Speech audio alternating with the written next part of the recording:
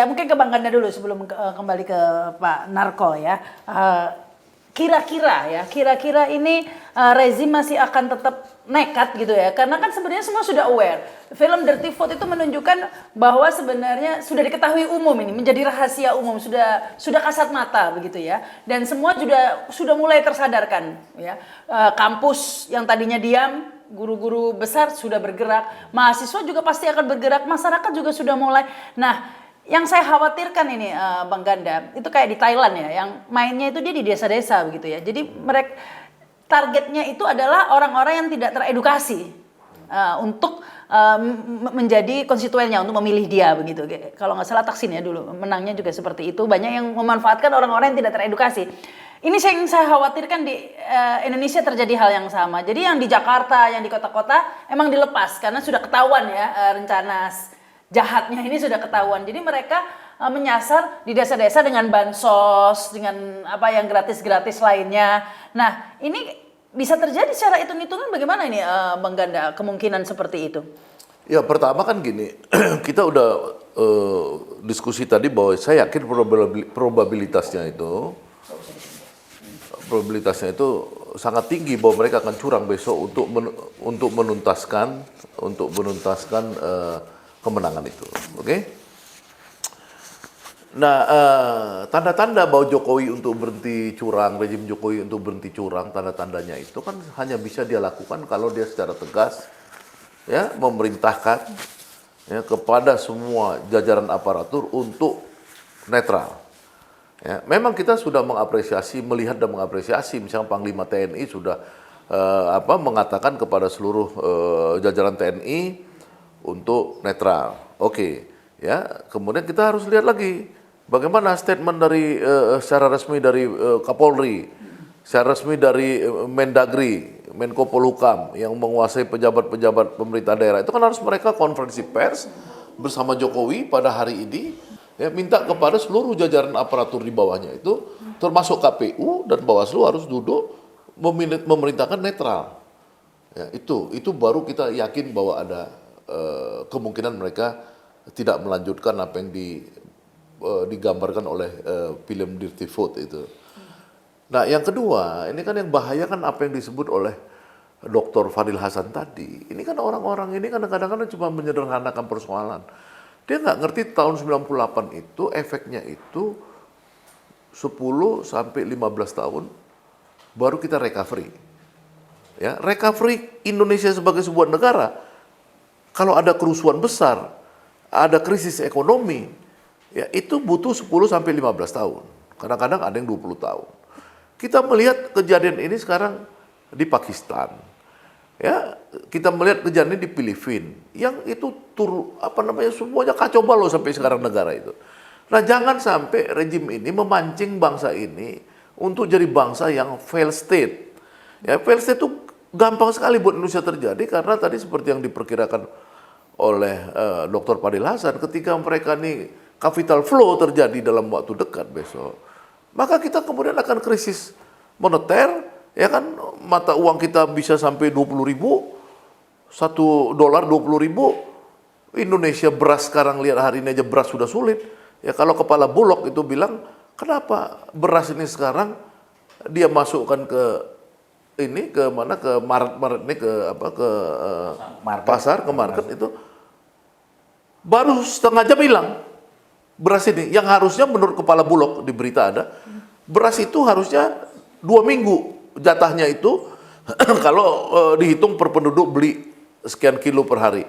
Ini setengah jam hilang. Jadi sekarang ini kita udah mulai langka beras. Ya kan, besok langka ini, langka itu, dolar naik dan lain-lain.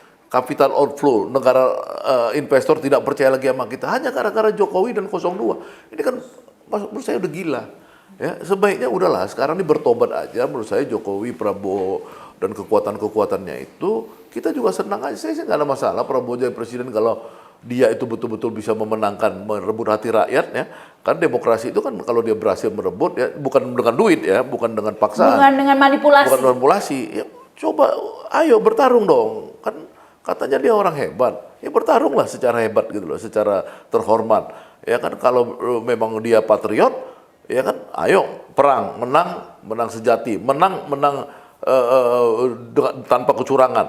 Nah, ini yang saya harapkan karena tadi satu akan terjadi kerusuhan besar, keributan besar, ekonomi hancur dan lain-lain. Orang-orang yang seperti tadi dari masyarakat profesional, saya juga ketemu banyak orang-orang sekuritas ya, yang ahli-ahli finance yang tidak kaya raya gara-gara punya tambang batu bara, tambang nikel, tambang ini, tambang yang gara-gara dia berkolaborasi dengan kekuasaan. Saya banyak teman-teman saya orang-orang profesional, mereka tuh menghormati demokrasi. Karena mereka ini kaya bukan kaya karena erset kapitalisme itu, bukan karena nyantol di kekuasaan. Jadi menurut saya semua orang akan marah ini pada besok hari, sore hari kalau misalkan 02 mengumumkan kemenangan karena itu udah nggak logik gitu loh. Iya, karena begini Pak Narko ya, sebenarnya bahkan di kalangan desa-desa pun ya yang tidak terlibat itu sudah mulai terbuka matanya ya, meskipun diberi bansos, tapi mereka tahu bahwa bansos itu uang negara sebenarnya ya. Nah, menurut Pak Narko ini ya, sebenarnya rakyat desa ini bisa juga menyadari nggak ya yang mungkin tidak nonton Dirty Vote atau seperti itu bisa dimanipulasi nggak? Karena kalau gini menang, kalau memang 02 menang tapi dengan cara yang tadi itu kata Bang Ganda merebut hati rakyat ya nggak ada masalah. Tapi kalau merebut hati rakyatnya dengan propaganda, dengan memanipulasi bansos dan lain sebagainya itu kan masalah begitu Bang.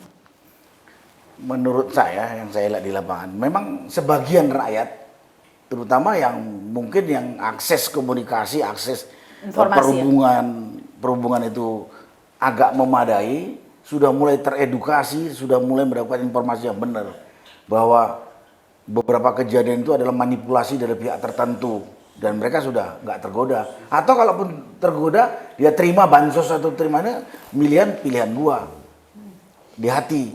Tapi ada juga masyarakat jauh di pedalaman nggak ngerti itu, ada orang baik kata dia dikasih 100.000 dikasih bansos dia pilih. Dia tidak tahu dampak salah memilih pemimpin itu bisa mencelakakan dirinya dan bangsa ini.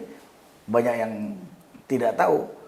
Banyak yang tidak tahu. Apalagi akhir-akhir ini, ya saya bilang di era Jokowi ini. Di era Jokowi ini moral banyak orang.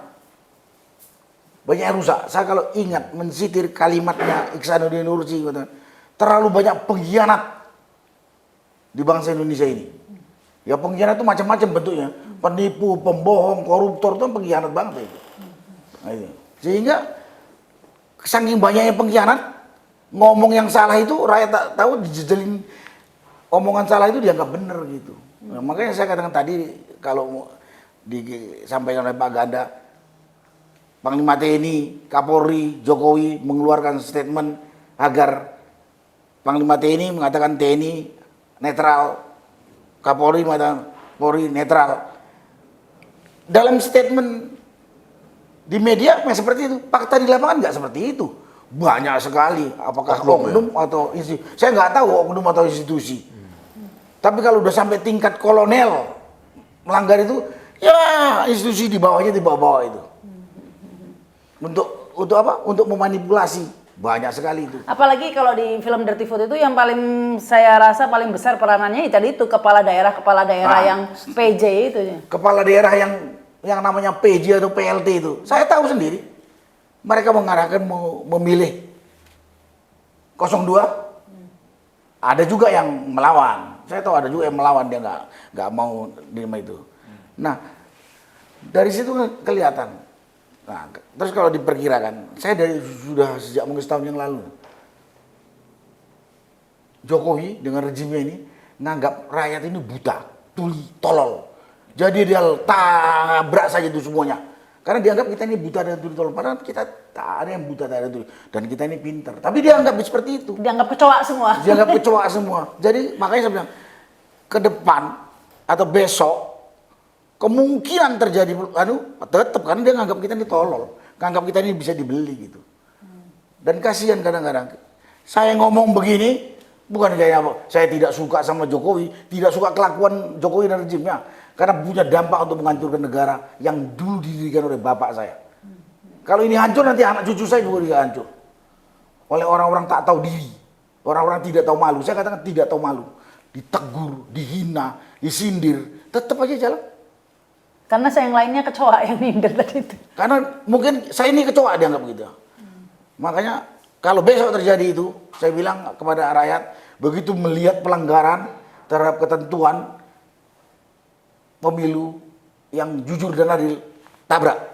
Nah ini kan ketahuan quick count aja sudah ketahuan ini besok ini ya. Besok sekitar jam berapa berarti ya? Jam 4 lah. Jam 4 itu sudah kita bisa tahu tuh curang gila-gilaan atau enggak. Karena gini, kalau 2 putaran mungkin itu juga masih curang tapi belum gila-gilaan. Tapi menurut saya kalau sudah gila itu ya 1 putaran begitu ya. Karena kan hitung-hitungan sudah sangat. Saya yakin semua rakyat tahu ini quick count gila-gilaan atau enggak pasti tahu. Dan pasti akan ada reaksi.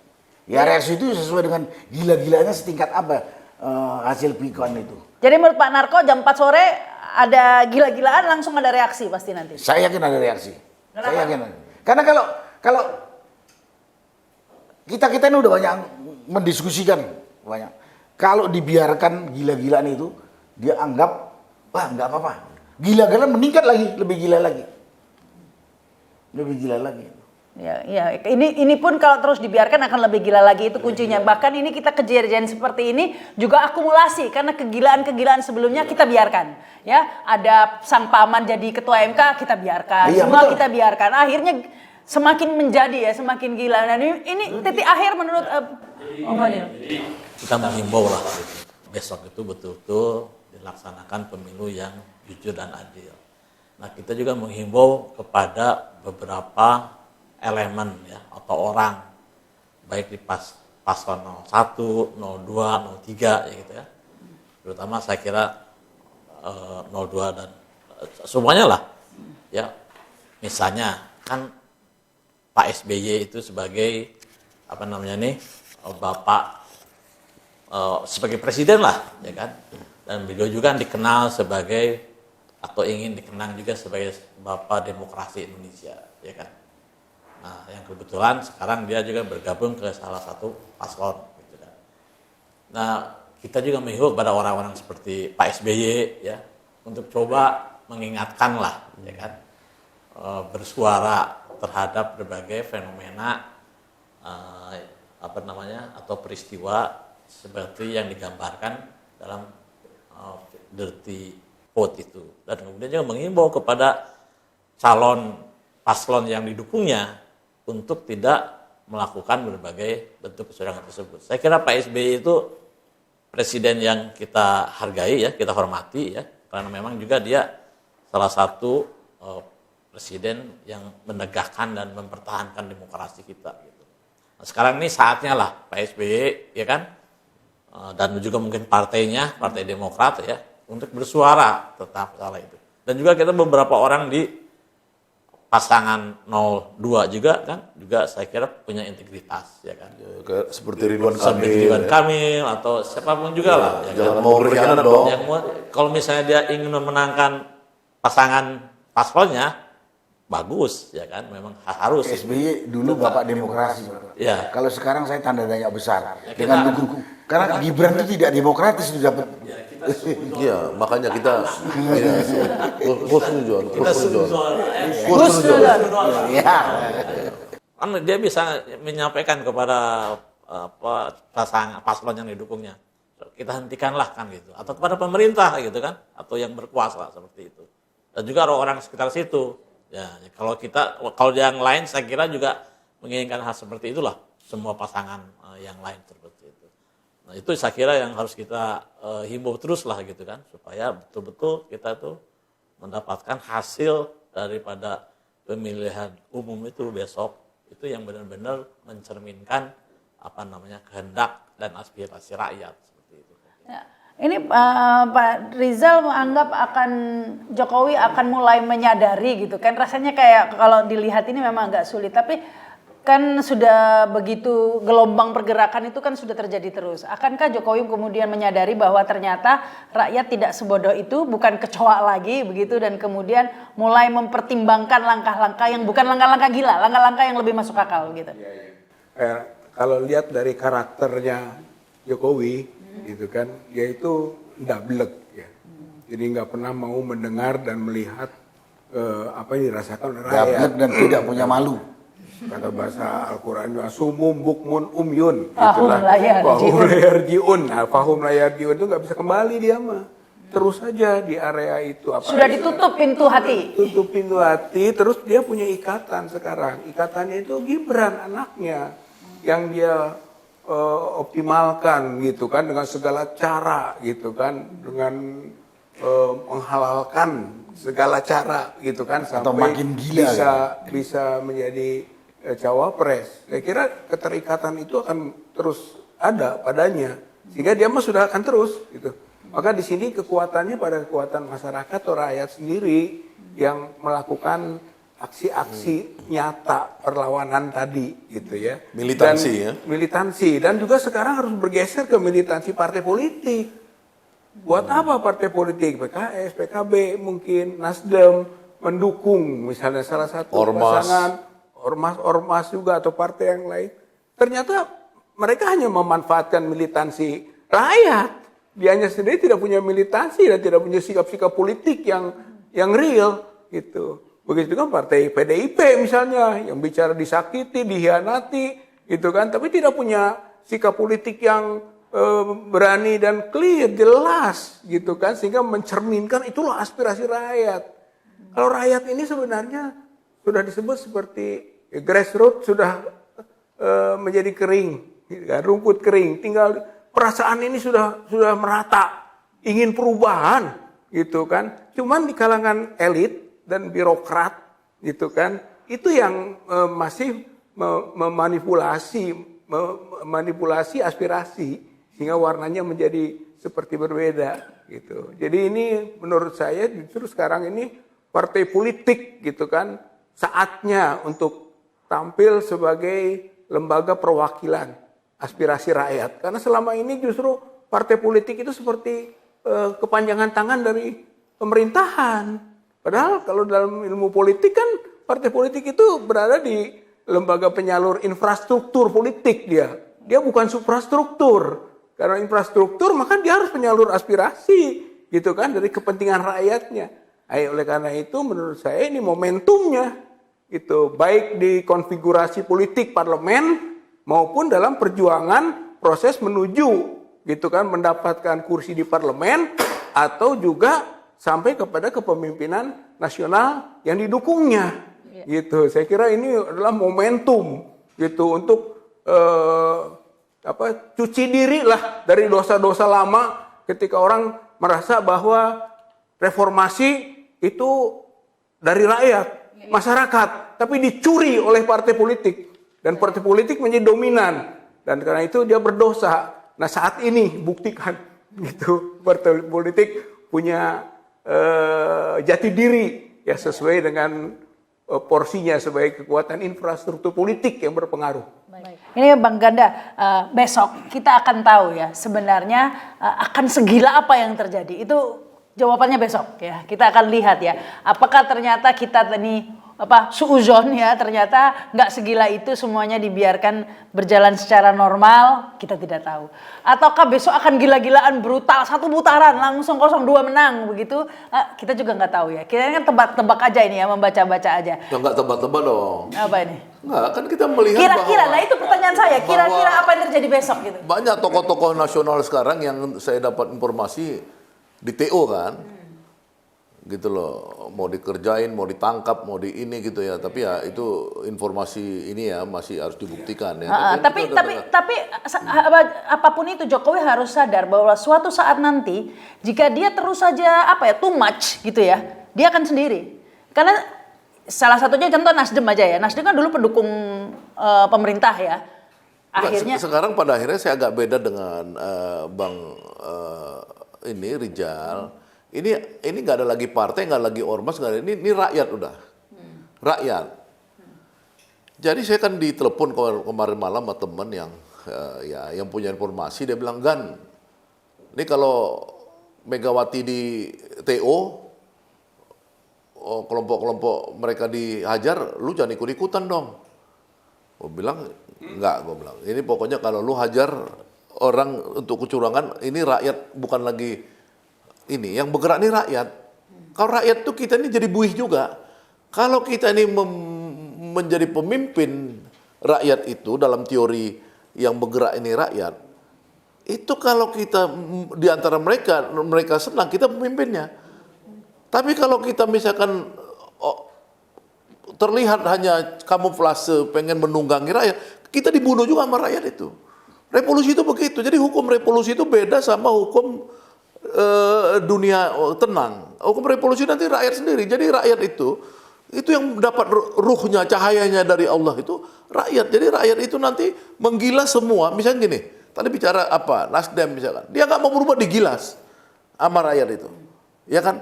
Pak Narko saya nggak sesuai dengan keinginan rakyat, digilas kita nih. Kita ditinggalkan. Nah ya, at the end, Jokowi akan sendiri ditinggalkan juga oleh misalnya nih kan banyak pendukung-pendukungnya yang sebenarnya orang-orang pintar, tadi disebutkan Ridwan Kamil. Iya, Nah, pasti. Jika terus-terusan too much kan lama-lama orang-orang ini. Jangan Jokowi, Pak Harto aja 32 tahun berkuasa, begitu banyak kawannya. Ya kan, ketika Pak Harto digilas, Pergi dia. nggak ada kawannya lagi Pak Harto itu. Siapa Pak Harto? Bahkan yang disebut menantunya, ya kan, kemudian saudara-saudaranya pada kabur. Jangankan ini, menantunya aja kabur. Padahal sudah menancapkan cakar selama 32 Makanya tahun. artinya orang-orang ini banyak yang tidak tahu sejarah. Jadi kan kayak Jokowi ini kan muncul dari gorong-gorong. Ya kan, mohon maaf, ini maksudnya gini, artinya gini, semua orang pemimpin itu harus muncul secara kaderisasi yang benar dan dia mempunyai political idea. Kalau itu dia muncul dari gorong-gorong, ya dia itu pemimpin instan. Dia nggak ngerti bahwa sebenarnya ada yang disebut sebagai power of sosial, ya power dari sebuah rakyat, power dari sebuah energi rakyat itu. Ya makanya kalau dalam agama Islam itu dijelaskan bahwa Allah itu bisa menghukum sebuah kaum, bisa menghukum sebuah individu. Itulah bedanya ajaran komunis ya. Kalau komunis itu dia nggak ada individu, dia tuh cuman kaum. Kalau kapitalis dia cuman individu. Kalau Islam itu Allah menjelaskan dia bisa menghukum satu kaum. Ya dalam Al-Baqarah ayat sapi betina itu dia menghukum satu kaum. Teori waktu Nabi Lut itu satu kaum gitu loh. Jadi yang energi kaum itu, energi bangsa ini nanti itu bergerak. Nggak bisa Saganda bisa ngendaliin, nggak bisa. Nggak ada, siapapun nggak bisa. Rakyat bergerak, percaya saya deh. Besok sore diumumkan satu putaran, bukan Saganda yang ngerain, bukan Megawati, bukan rakyatnya yang bergerak ini. Ini energi rakyat. Oh kemarin semua rakyat itu berduyun-duyun datang ke JIS, keringat semua manjat-manjat ini apa? Apa itu kalau bukan energi rakyat? Bego orang yang nggak ngerti analisa sosial seperti itu nggak bisa dilawan itu. Itu udah jutaan orang gitu, jutaan orang ngepung Jakarta besok ini lumpuh. Iya, itu kemarin itu saya kebetulan di JIS juga ya. Itu saya melihat bahwa salah satu alasan mereka sampai mau berpanas-panas itu bukan hanya karena demi Anies saja, tapi juga karena tadi itu sudah muak, sudah ini benar-benar itu sebenarnya sudah muak. Betul, iya. Dan memang direpresent oleh tokohnya Anies karena menyuarakan perubahan. Tapi sebenarnya akar permasalahan tadi ya sudah tadi itu. Rakyat itu udah rakyat bergerak. sudah kemarahan rakyat. Dan rakyat itu bukan rakyat yang biasa, rakyat di dunia profesional. Masa ada orang demo di Bursa Efek? Itu kan nggak benar kalau dia bisa normal. Itu kan berarti udah nggak normal, udah semua gitu loh. Seperti itu Pak Fadil, bahwa di dunia pasar juga sampai merasakan kegelisahan yang sama. Ada para ekonom juga menyuarakan hal yang sama, ya kan? Keprihatinan tentang politisasi bansos, ada kemudian terjadi kemungkinan penggunaannya untuk kepentingan politik gitu kan, seperti itu. Dan yang kemudian para guru besar, kan guru besar kan nggak bisa didikte, ya kan? Itu kan suara hati nurani, ya kan? Jadi ini sudah melebar kemana-mana, ya kan? Sudah mencakup keseluruhan profesi dan elemen masyarakat gitu. Jadi saya kira ini mudah-mudahan gitu ya. Saya sih masih berpikir positif, Pak Narko ya, bahwa ini semua dilihat ya dengan mata hati, ya kan, oleh para penguasa ini ya, bahwa this is harus koreksi. Ada waktu, masih ada waktu saya kira. Jadi kan ada orang yang bilang begini, you can fool all the people at one time, gitu kan. And you can fool some of the people all the time, gitu. But you cannot fool all the people all the time, kan gitu.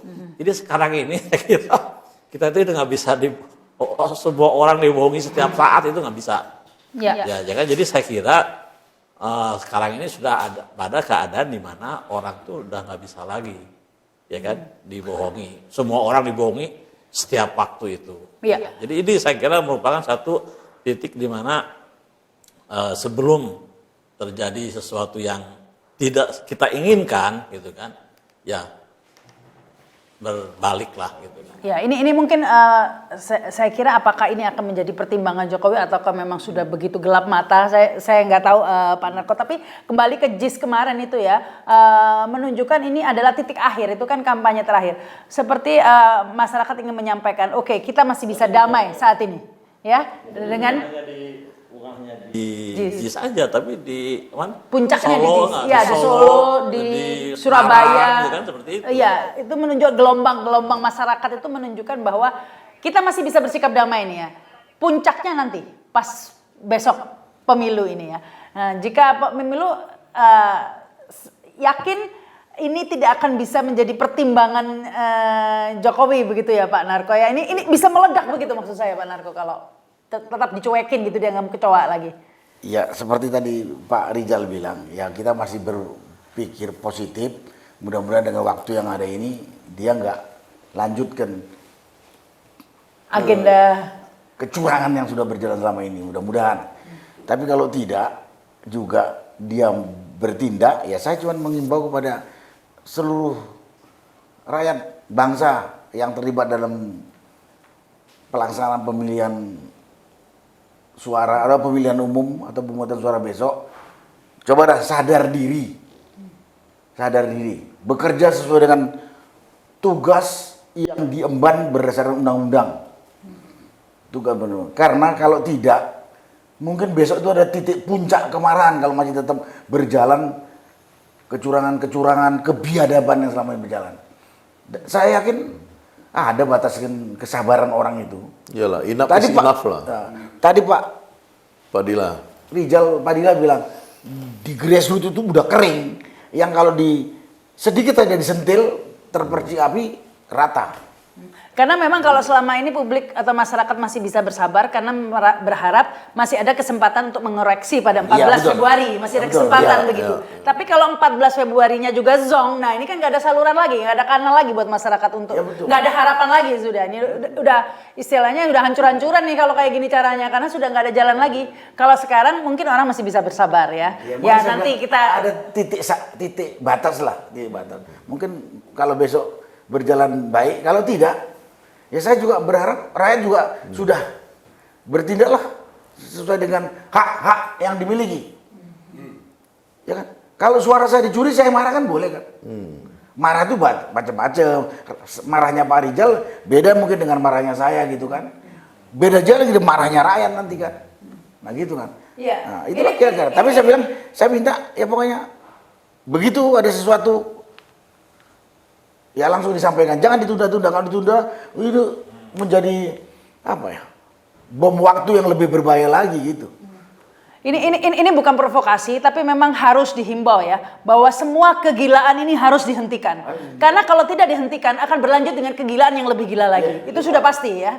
Jadi memang kita tidak ada pilihan, kita harus hentikan dengan berbagai cara besok kalau tetap terjadi kegilaan ya. Bukan begitu nih Pak Rizal? Dari sisi keumatan juga perhatikan dari aspek profesional gitu kan, umat ini adalah satu kekuatan besar di Indonesia ya, seperti kemarin ketika kita multaqo ulama dan tokoh masyarakat di Jawa Barat itu kan sudah keluar fatwa gitu. Fatwanya adalah satu haram, kalau soal wajib oke lah soal pilihan paslonnya, tapi ada fatwa haram gitu kan.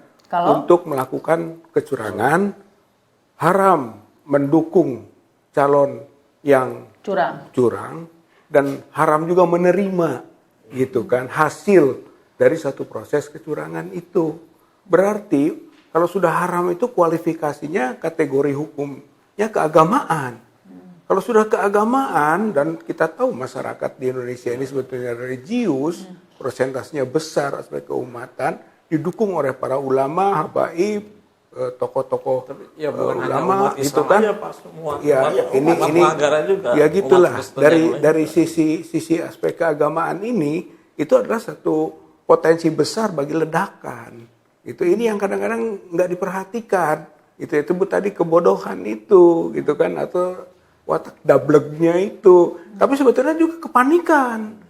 Jadi dia tidak punya pilihan lain selain untuk maju terus. Saya setuju itu. Gitu. Ya. Ini sebetulnya kepanikan Ini rezim. kepanikan rezim sudah sampai ke tingkat dia harus melakukan apapun. Padahal dia dalam proses ketenggelaman. Kalau dibikin judul film namanya No Way Out, selain tabrak No Way aja, Out. Pak. Tabrak aja semua aturan, karena No Way Out. Ini Dia kepanikan putus keputusan. asa. Dan dia dosanya udah numpuk. Sehingga kalau di krik sedikit udah nggak mungkin. Gitu. Dia udah tebal sekali. Jadi udah tabrak aja semuanya. Udah deh. tabrak gitu. Nanti di kalangan lawan gitu kan, masyarakat, rakyat, profesional, perguruan tinggi juga akhirnya siap menabrak. Gitu. Akhirnya akan terjadi sebut tadi konflik, sebut chaos, timbul juga kesepakatan nggak bisa enggak. Sekarang ini harus ganti rezim. Gitu kan. Turun, ganti rezim. Itu adalah pilihan yang rasional. Gitu. Kalau mungkin dari sisi ini irasional dia nabrak. Kalau dari sisi ini rasional. Itu pilihan berdasarkan alasan yang logis. Setiap proses historis juga, kalau situasi sudah seperti ini, maka yang terjadi perubahan, Ya. penggantian. Ini menarik katanya Pak Rizal tadi ya. Ini sebenarnya apa yang dilakukan Jokowi ini bentuk ya karena sudah kepepet sebenarnya. Kadung, kata orang Sunda, Ibarat- kadung, kata orang Sunda. Iya, ibarat udah sudah ke pojok ya sudah tabrak Warga saja. panik itu membabi buta. Membabi buta akhirnya melakukan hal-hal yang bagi orang tidak masuk akal, tapi bisa dilakukan. Nah, tapi ini Ya itu tadi, ya kan, berharap lah ya, dan mengimbau gitu loh. Ada kesadaran itu yang.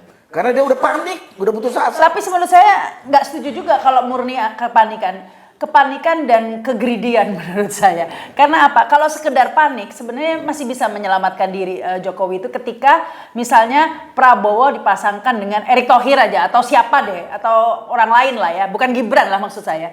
Ya, kalau greedy-nya kan udah pastilah. Itu kan namanya orang Iya. kalau dia berbuat jahat seperti pencuri atau koruptor, memang udah ada unsur greedy-nya. Tapi Cuman seandainya apakah dia bukan jadi panik Gibran atau nggak panik gitu? Iya, kalau Prabowo pasangannya bukan Gibran mungkin masih bisa dimanipulasi sedikit. Orang itu nggak akan terbuka semua matanya. Seluruh masyarakat Indonesia masih bisa dibohongin begitu. Masih banyak yang bisa dibohongin dengan berbagai macam permak make up dan lain-lain. Ya, artinya- Prabowo ini masih bisa di make upin gitu ya. Artinya ini udah sangat nyata gitu. Nah kalau Gibran udah bahkan yang tadinya pendukungnya pun sudah nggak bisa menerima begitu ya, karena sudah begitu tidak masuk akalnya. Nggak masuk akal lah. Ya, sebenarnya Jokowi ini masih bisa selamat sebenarnya ya. Dengan tidak memilih Gibran, dengan orang lain atau bukan Erick Thohir siapa saja begitu ya dipasangkan dengan Prabowo, itu masih bisa di make up dikit-dikit Prabowo-nya ya. Tapi kalau sekarang apa sudah telanjang istilahnya ya. Jadi ada bagusnya juga sebenarnya yang mengganda Jokowi memilih Gibran ini menjadi membuka seluruh masyarakat ya, mata masyarakat publik ya, yang tadinya masih ditutupi dengan berbagai manipulasi, akhirnya tersadarkan semua dengan loh kok anak sendiri yang dipilih begitu. Kita yang akalnya waras, tersadarkan diri. Tapi yang ada di sebelah sana masih tetap Iya. menyanjung dan mendukung pasangan Prabowo Gibran, mengatakan itu yang paling baik. Itu karena terpepet juga biasanya. Iya, udah. Sama Itu kan posisinya. Sudah sama dengan Jokowi. Posisinya sama.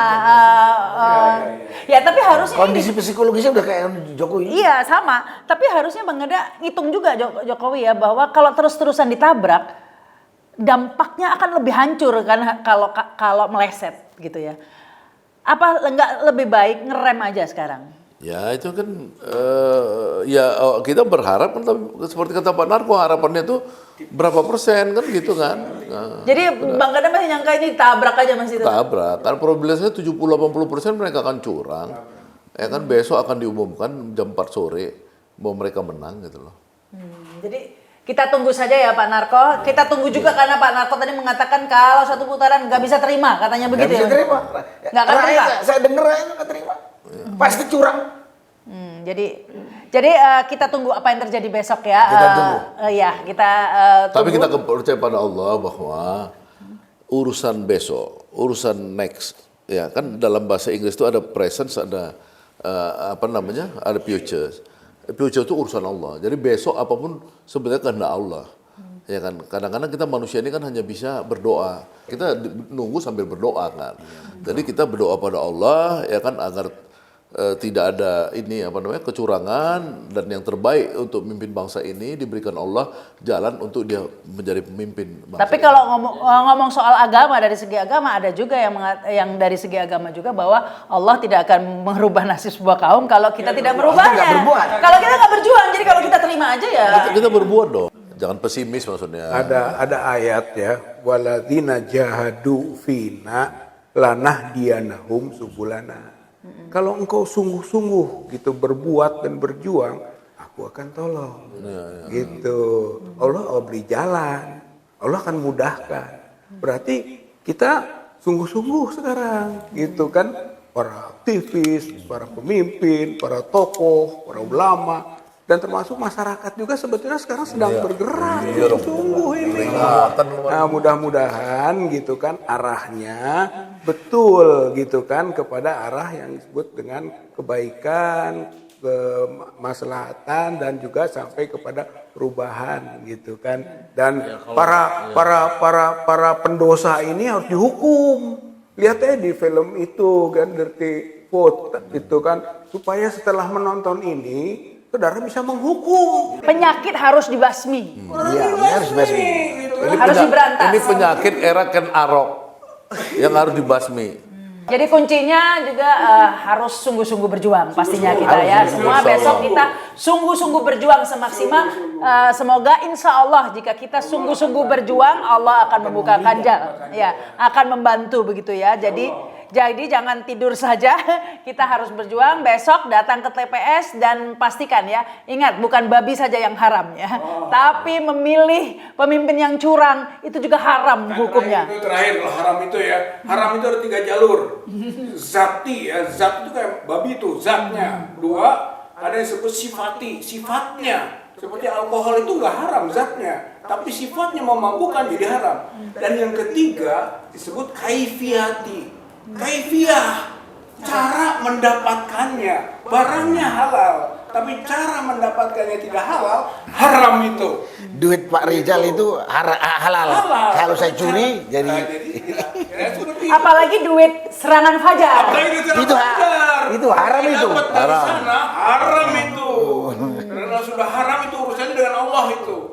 Gitu kan, dan kalau Allah sudah ikut campur, maka tidak ada yang bisa menahannya. Nggak berkah kata orang ya Nggak nanti. berkah. Tapi ini sebenarnya bukan hanya untuk yang beragama Islam saja. Saya yakin yang non Muslim pun iya dong. menganggap ini sudah tidak masuk akal. Apa yang dilakukan Jokowi sudah too much. Harus kita katakan, harus kita akui. Ini bukan fitnah, data-datanya sudah jabarkan di film Dirty Vote ya, dan itu semua juga sebenarnya sudah menjadi pengetahuan umum. Itu adalah fakta ya, dan tidak terbantahkan. Selama ini juga nggak pernah ada yang dibantah itu fakta bansos dan lain-lain ya.